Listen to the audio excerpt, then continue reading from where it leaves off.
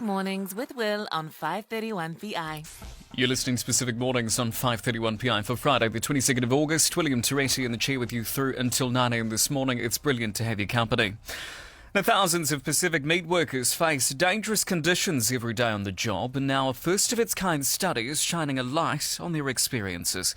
Meat processing is New Zealand's largest manufacturing sector, employing more than 28,000 people. But it's also one of the most hazardous industries, with high rates of injury and work-related illness.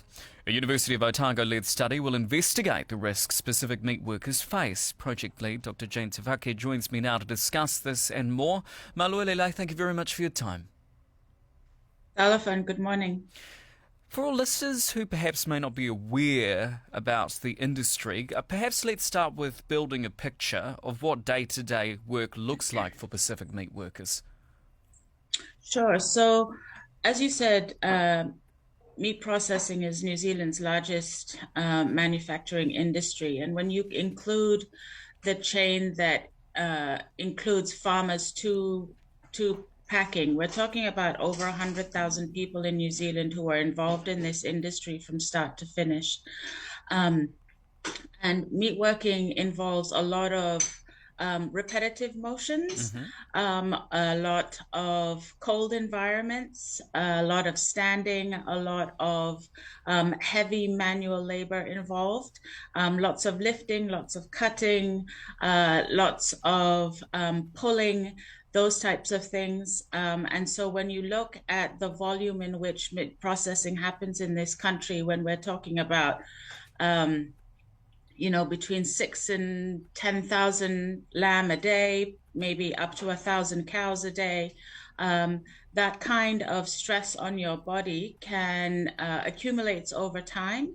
And so there is a serious knock-on effect for people's health in terms of long-term musculoskeletal injury, as well as hazardous exposure in these environments where, you're talking about very sharp knives and saws and large machinery, big animals, those types of things. So including chemicals that people use for cleaning and things like that. So there are a lot of hazards involved in the industry that many people don't realize occur in something that is instrumental to the New Zealand economy. And one of the things that has drawn me to this research is that Pacifica and Maori are overrepresented in this industry, probably to the tune of about 30%, and in some places even more. And a lot of these plants, and there are dozens of these plants around the country, are located in rural places. So our workers oftentimes have limited access to the types of care that people who work in urban areas may have. And I want to pick up on the point as well, in terms of why are Pacific people particularly overrepresented in this sector, and what makes their experiences perhaps unique? Well, one of the things that has emerged through our earlier research, we had a Health Research Council activation grant over the last couple of years in which we have talked to Pacific meat workers about why they are in these industries and what about these industries attracts them to Pacific meat workers, because a lot of these companies do recruit in the islands, and there's a lot of in-country migration to places where these plants exist. One of the things that is important to remember is that this is a vital industry to our Pacific community. This research is in no way intended to point a finger and bring a negative light onto it, because it is vital to our communities. These are very well-paying jobs, which is one of the reasons that Pacific people are attracted to them. They're well-paying, and when in places like Oamaru, where the cost of living is lower than it is in places like Auckland or Wellington, it becomes an attractive opportunity for families to come and settle when you can make this kind of money.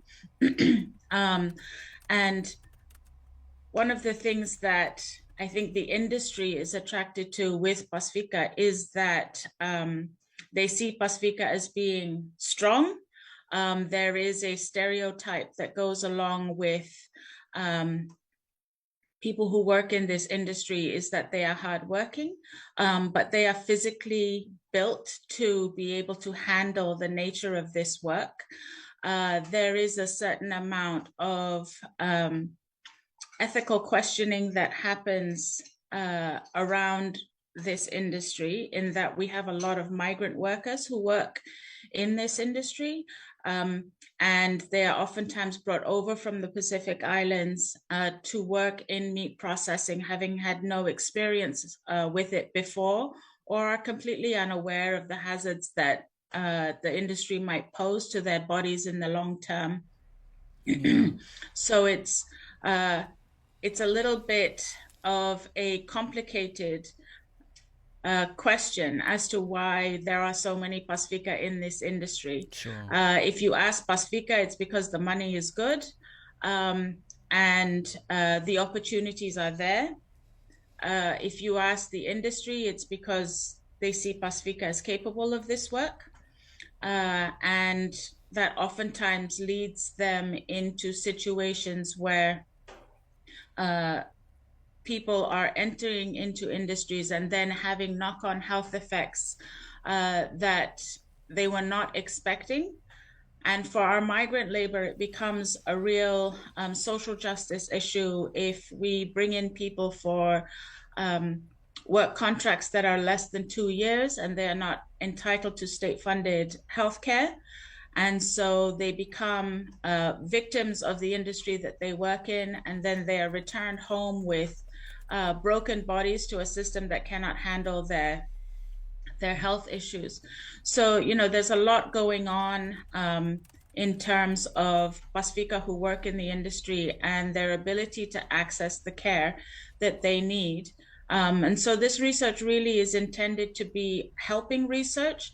How do we help both the industry and the workers who work in meat processing so that they have a better experience at work, so that they're protected, their bodies aren't damaged as much as they could be, but while maintaining profitability for the industry. Yes, certainly. I'm going to pick up on profitability. Meat processing is worth over $12 billion to New Zealand's economy. Do you think enough attention is given to the well-being of the people behind that figure?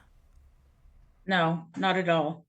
And it is something that I think has brought attention to perhaps this research, because it is, in my opinion, a little bit of the canary in the coal mine in terms of manufacturing in New Zealand that is oftentimes reliant on either migrant labor or labor from underrepresented populations in New Zealand. So both Maori and Pasifika, both of whom experience higher negative health outcomes than our general population, are overrepresented in this industry. So if you have people who are already experiencing higher rates of chronic disease, and then you add on top of that musculoskeletal injury and workplace hazard exposure, it is really compounding the health issues that Pasifika are facing. So it's not just in meat processing. I think meat processing for me is sort of the beginning of this shining a light on the connection between work and health. But there are also other heavy manual labor industries in which Pasifika are overrepresented. Things like horticulture and viticulture, fruit picking, those types of industries in which we have a lot of Pacific migrant labor, as well as domestic labor. And so we're really trying to determine the extent and the nature and the extent of the hazard and negative health exposures that people are experiencing, so that we can better inform national agencies like WorkSafe and ACC, but also to inform the industry better. I don't think the industry is blind to the nature of their industry. Sure. I think they very much know how difficult the work in their industry is. However, we haven't had any instrument to quantify the nature of that or the extent of that injury or hazard exposure. And so we don't know necessarily how to combat those injuries or exposures that people have. And so, if successful, if we are able to create this instrument that shines a light on how people are experiencing their work, then we can look at the industry and say, okay, what are the changes that we can make so that people are able to work longer, but work healthier for longer. I think that is the goal, is to enable people to continue in this industry. It's a vital industry to the New Zealand economy. It's vital to our Pacific communities. For a town like Oamaru, where it's the largest employer, it would be a really big deal if we could have healthier people having healthier experiences at work. It can only do well for the industry. And while this research is focused on Pasifika, what is good for Pasifika is good for everyone. Yes. And hopefully we can be able to broaden this to include all meat workers, so that we can really provide national agencies as well as the industry a solid set of continuous data that they can use to inform their performance in these factories around the country. Sure. And look, before we wrap things up, I thought it was also important to highlight that for your research, you're taking a Pacific approach. Could you perhaps elaborate on what that means in practice? Sure.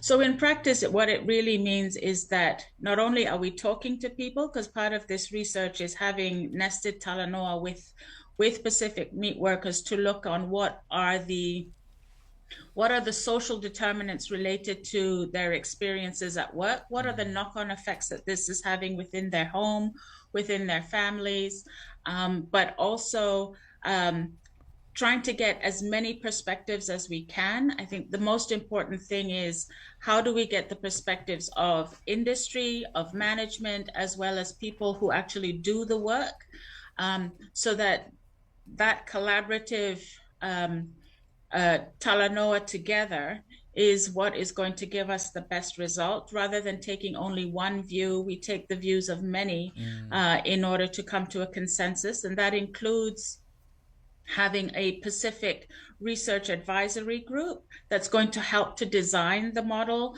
the Pacific Occupational Health Survey. That research advisory group is really going to be instrumental into creating this tool, but also that we have an industry advisory group. And that industry advisory group is also going to be able to contribute to the development of the model. So we want to be able to represent both community, the workers, as well as the industry in order to get this right. Yeah, certainly. Look, this is exciting in itself, and thank you very much for taking the lead on something as important as this. Really appreciate your time this morning as well, and I hope you have a lovely rest of your day. Whaftai. Thank you so much. Laman wia. Yep. That is University of Otago lead study, of course, being led by project lead Dr. Jane Taafaki. You're listening to Pacific Mornings on 5:31 We'll have that full interview up on our Facebook page if you'd like to check it out. Indeed, on our website, www.pmn.co.nz, a wee bit later on this morning. Very important research there. I will be back with you in just a moment. Stick around.